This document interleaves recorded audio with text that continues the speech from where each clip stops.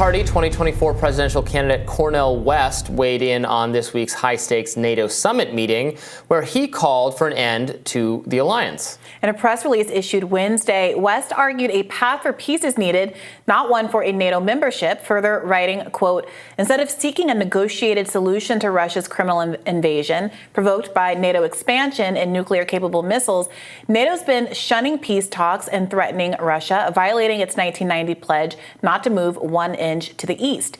He further added a bigger focus should be addressing global poverty rather than warfare. Here to discuss West's take is Max Blumenthal, an editor from The Gray Zone. Welcome, Max. Good to see you. Now, perhaps unsurprisingly, when Cornel West tweeted this out, his response from noted anti-war advocate Keith Olbermann was F off. I expect that your feelings about West's position here are a little bit different. Is he right to want an end to NATO?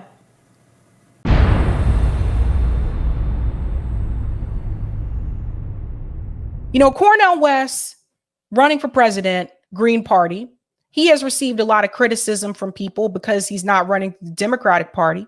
But even if he were to run through the Democratic Party, they'd still criticize him the same way they are RFK Jr. and Marianne Williamson and telling them get out the way and just give it to Biden. So I call BS on all of that.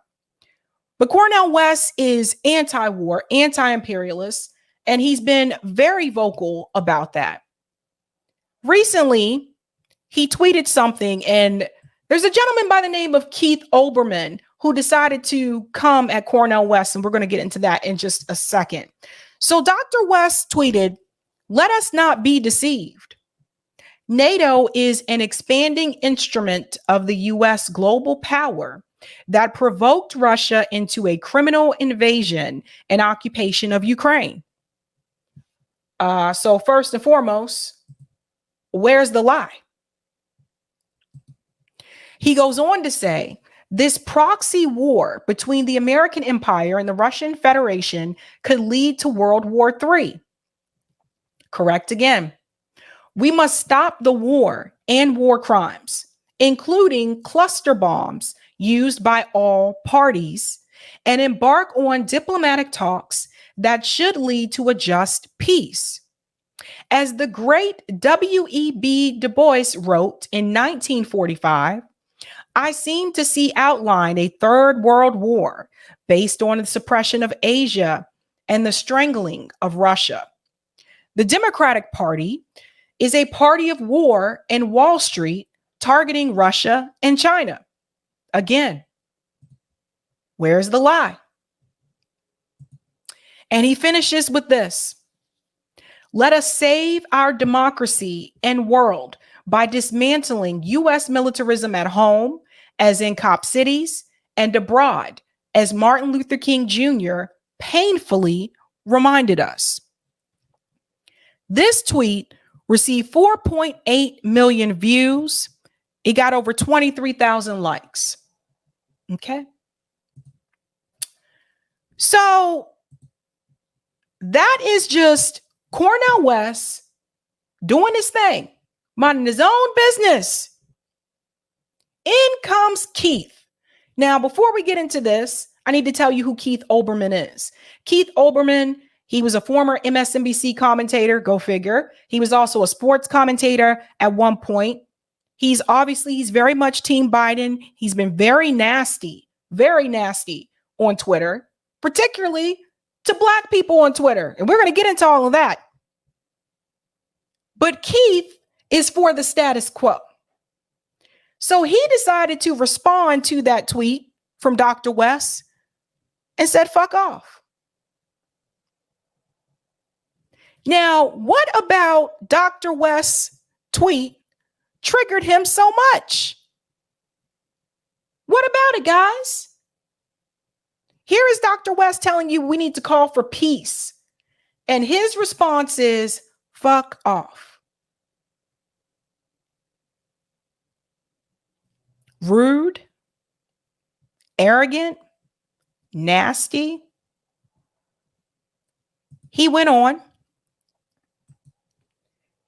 to say he undone his entire career by getting manipulated into helping Trump.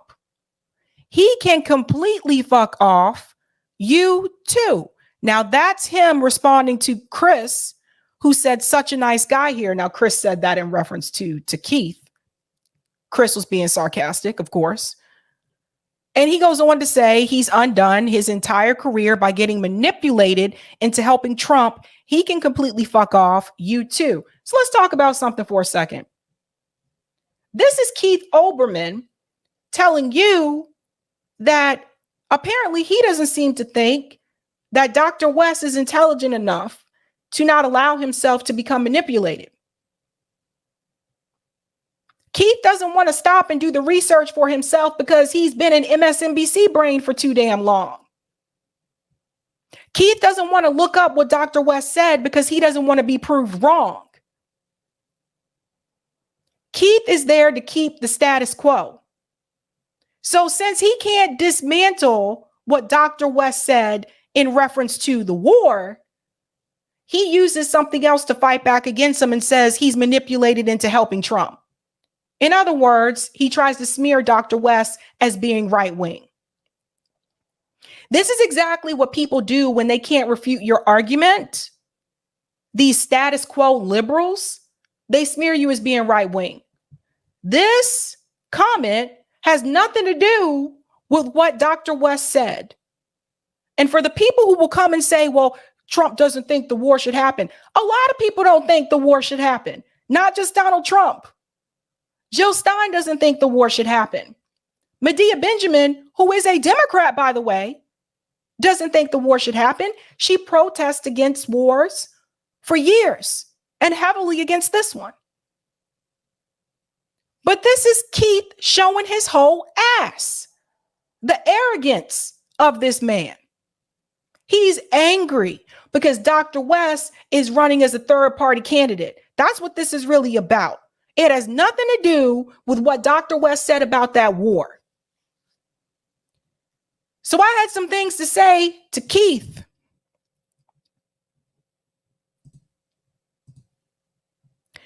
So I had to tell him, get off the plantation, Keith. This is the second time I've seen you disrespect Black people on this site. You're the white moderate MLK warned us about. Well, Cornel West speaks for the global majority that understands that NATO represents 10% of the world's population, mostly a wealthy white population, and it consumes over 55% of the world's military budget. And what it uses that military budget for is aggressive action that has nothing to do with a defensive alliance protecting the North Atlantic. I mean, let's go back to 1999 when NATO attacked the first sovereign country in Europe after World War II in Yugoslavia. The Chinese embassy was bombed. 48 churches were destroyed. Electric power stations were attacked. It was a completely illegal war. And then NATO continued its march into the North Atlantic territory of Afghanistan, launching a forever war. Then it moved into Libya, which culminated with the murder and sodomizing on camera by al-Qaeda militants under NATO air cover of an African leader, and the destruction of Libya and transformation of that country into a base for ISIS and al-Qaeda for several years, as well as slave auctions. This is what NATO has become. And what we've seen at Vilnius is NATO attempting to expand into the Indo-Pacific with a global NATO that's going to bring German troops into training sessions, 30,000 of them with Australia. They attempted to bring a command center to Tokyo, Japan, which actually rankled the French president, Emmanuel Macron, who said this has nothing to do with the North Atlantic. So what NATO is doing is actually upsetting the security architecture of Europe that prevailed before the Cold War. And it's also done so by expanding constantly towards Russian borders in violation of a stated agreement between Mikhail Gorbachev and the George H.W. Bush administration, something that none other than George Kennan, the architect of the U.S. national security state, warned would be a recipe for World War III. And here we are on the brink of that right now. But I guess how would you respond to the argument that, look, we can't go back in time? I mean, I think I agree with the things you're pointing out, that these were bad policy decisions, that the expansion of NATO exacerbated, the situation that Ukraine now finds itself in, and that, leaving Ukraine dangling with like, well, maybe we'll have them join NATO, but actually not have them join NATO led to this middle ground where Russia felt aggrieved upon, but could actually invade Ukraine because they weren't in NATO. So I take all of that, but for the sake of argument, what would you respond to the concern that disbanding NATO now would just allow Russia to invade perhaps more of its neighbors?